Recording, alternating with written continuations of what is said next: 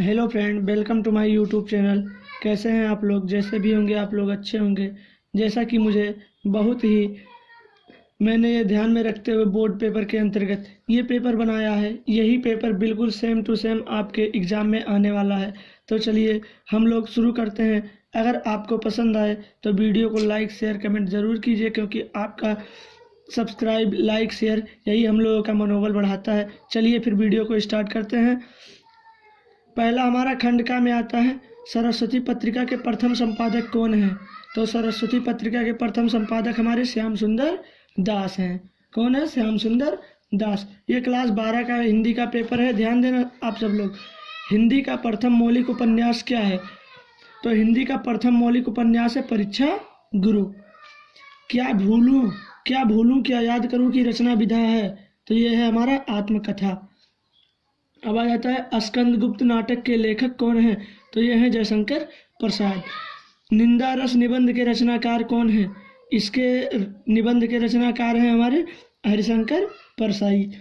फिर उसके बाद में काव्य से आ जाता है, ज्ञानाश्रयी शाखा से संबंधित कवि नहीं है, तो वो है कुतुबन व जायसी, क्योंकि ये ज्ञानाश्रयी शाखा से संबंधित नहीं है। किस कवि को राष्ट्र कवि की उपाधि से विभूषित किया गया है? मैथिली शरण गुप्त को।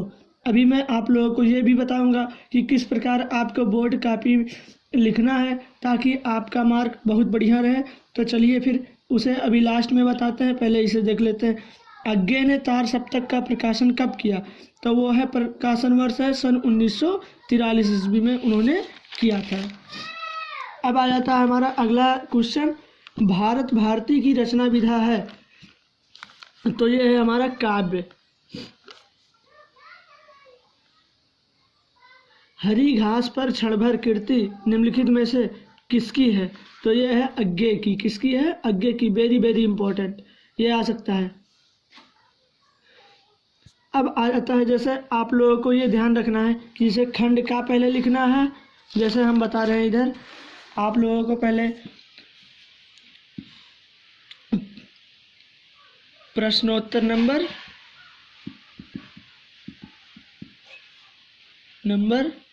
1 लिखने के बाद आपको खंड का लिखना है। क्या लिखना है? खंड का। फिर उसके अंतर्गत जैसे आपको चारों विकल्प नहीं लिखना है। अगर का देखिए, जैसे हमारा का वाला विकल्प है कि का दूसरा सही है, जैसे श्याम सुंदर दास, तो क्या हमने लिखा, फिर उसका दूसरा विकल्प हमारा क्या हो जाएगा? श्याम सुंदर दास। इस प्रकार लिखने के बाद इस पे टिक कर देना है, केवल एक ही लिखना है। इसी प्रकार खा का गा का भी इसी प्रकार आप लोगों को लिखना है। इस प्रकार आप लिखोगे तो आपके समय का बचत होगा। चलिए फिर आगे चलते हैं। फिर आ जाता है हमारा, इन सभी क्वेश्चनों पर 1-1 नंबर आपको मिलेंगे। फिर आता है तीसरा, दिए गए पद्यांश पर आधारित निम्नलिखित प्रश्नों के उत्तर दीजिए। देखिए जैसे अब हमारा जैसे जल का प्रवाह अनंत होता है, शास्त्रों डॉट डॉट डॉट डॉट अनेक घाटों का निर्माण करना होता है। तो अब विद्यार्थियों को ये ध्यान देना है कि इसमें कुछ ना कुछ आपको पहचान बनाना है। क्या बनाना है? पहचान। कि इस शब्द से हमें ये पहचान लेना है कि ये इस चैप्टर से लिया गया है। जैसे इसके पाठ का अभी आपको नाम लिखना है और लेखक का नाम। तो आप जब पाठ याद रखेंगे तो लेखक भी याद हो जाएंगे। उसी प्रकार रेखांकित अंश का व्याख्या हो जाएगा। रेखांकित अंश की व्याख्या बच्चे करने में छोड़ देते हैं, इसको नहीं छोड़ना है। अगर आप नहीं जानते हैं तो उन्हीं शब्दों में कुछ ना कुछ बढ़ा कर लिखिए, उससे भी कुछ नंबर आपको मिलेंगे। इसी प्रकार आपको सारे क्वेश्चनों का आंसर देना है। फिर उसके बाद में अथवा लगा रहता है। भाषा स्वयं संस्कृति का एक अटूट अंग है, डॉट डॉट नए शब्दों की खोज की महती आवश्यकता है। अब ध्यान देना है आप लोगों को कि मतलब जैसे ये ध्यान देना है कि ये किस चैप्टर से लिया गया है।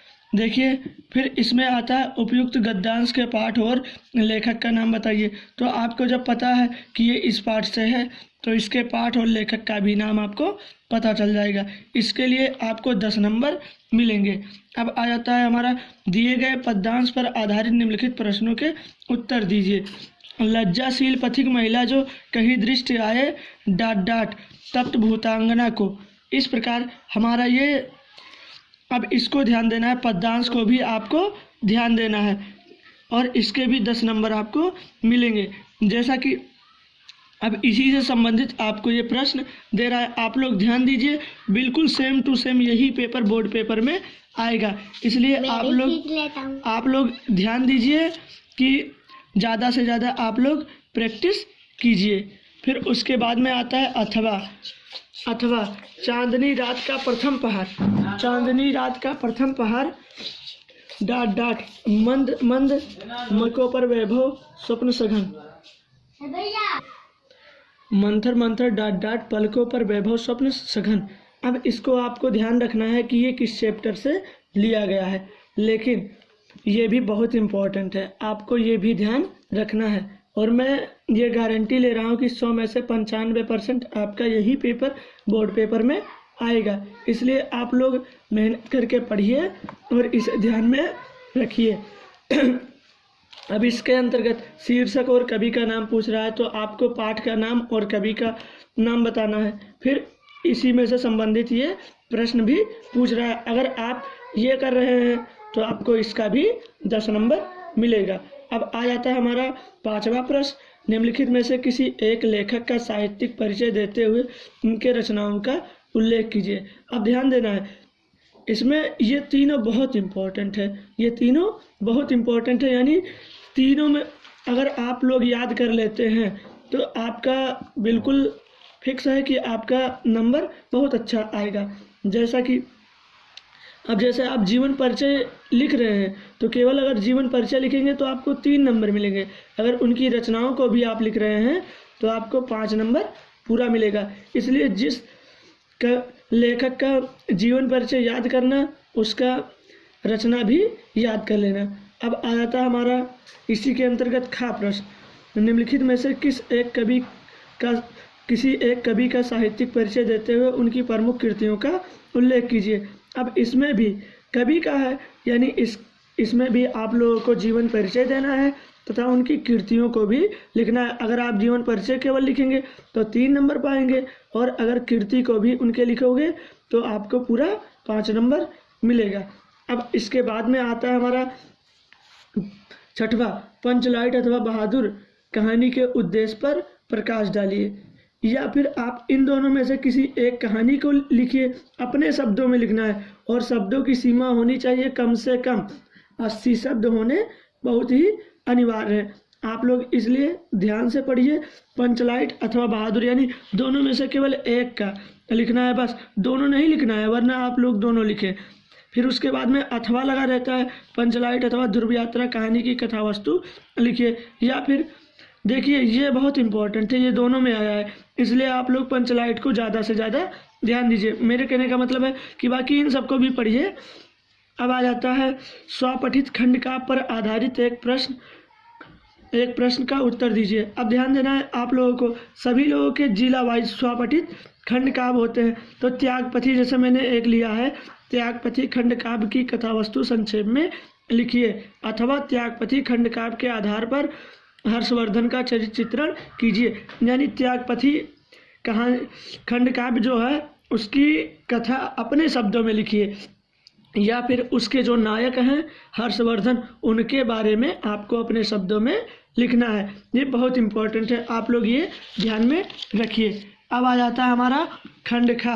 वीडियो लंबा हो सकता है लेकिन आपसे बेहद ही ये जुड़ा हुआ वीडियो है, आपके जीवन में बहुत ही ज़्यादा फ़ायदेमंद होने वाला है। अगर आप लोग हमारे YouTube चैनल को अभी तक सब्सक्राइब नहीं किए हैं तो आप लोग अभी हमारे YouTube चैनल को सब्सक्राइब कर दीजिए और ऑल नोटिफिकेशन पर कर लीजिए, ताकि हम सभी विषयों का पेपर पा चुके हैं,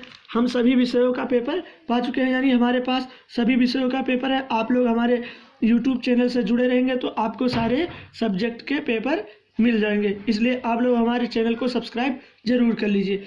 फिर उसके बाद में आता है हमारा दिए गए गद्यांशों में से एक का संदर्भ सहित हिंदी में अनुवाद कीजिए। अब ध्यान देना है, जैसे संस्कृत साहित्यम सरसम ..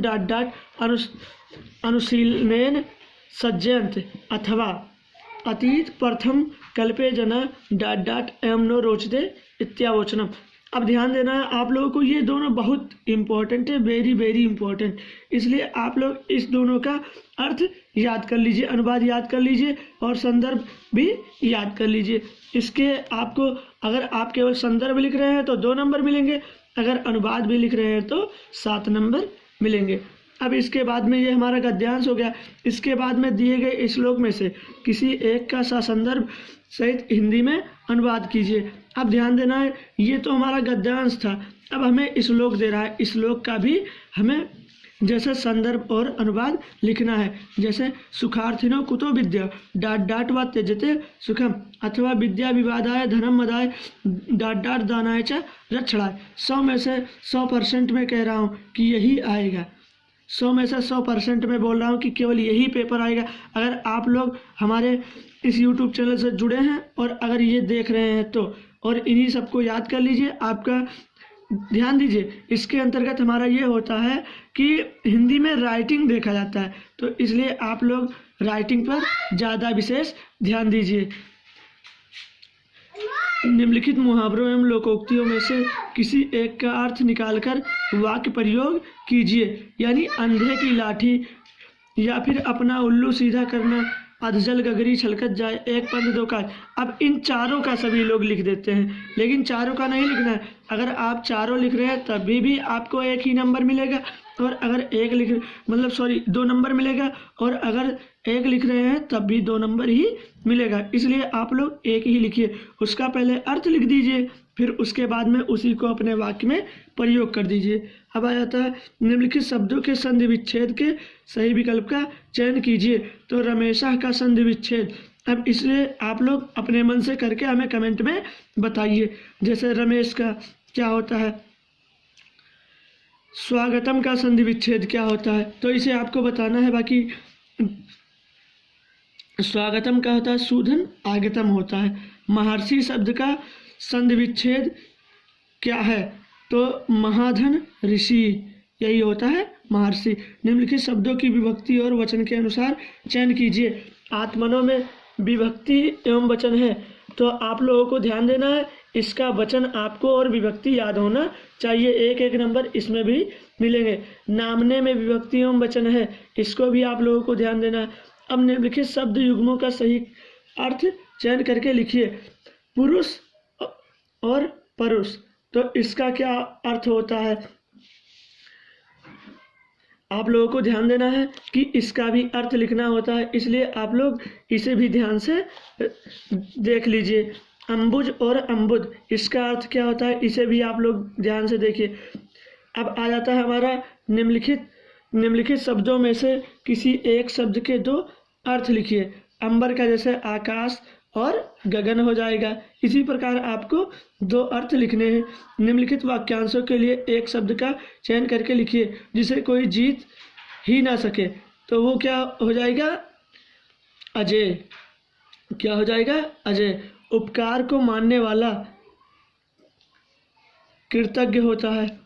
अब ध्यान देना है, निम्नलिखित में से किन्हीं 2 वाक्यों को शुद्ध करके लिखिए। मेरे को अभी जाना है, लक्ष्मीबाई वीर महिला थी, मैं भोजन कर लिया हूँ, तो यहाँ होगा मैंने भोजन कर लिया है। अध्यापक कक्षा में पढ़ा रहा है, तो अध्यापक कक्षा में पढ़ा रहे हैं। इसी प्रकार आपको 2 वाक्य शुद्ध करना है। अब आ जाता है हमारा श्रृंगार रस अथवा करुण रस का अस्थाई